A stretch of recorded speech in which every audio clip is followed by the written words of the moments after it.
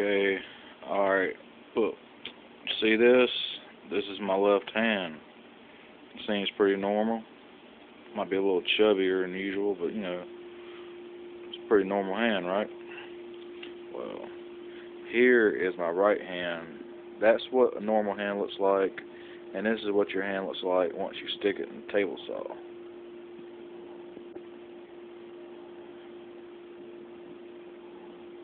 That's after 3 surgeries, countless stitches, having live leeches put on me, skin grafts. See the palm where they took my ring finger out all the way to my wrist. Pretty crazy, huh? See my thumb, which doesn't connect to the skin. It's not connected to the bone anymore.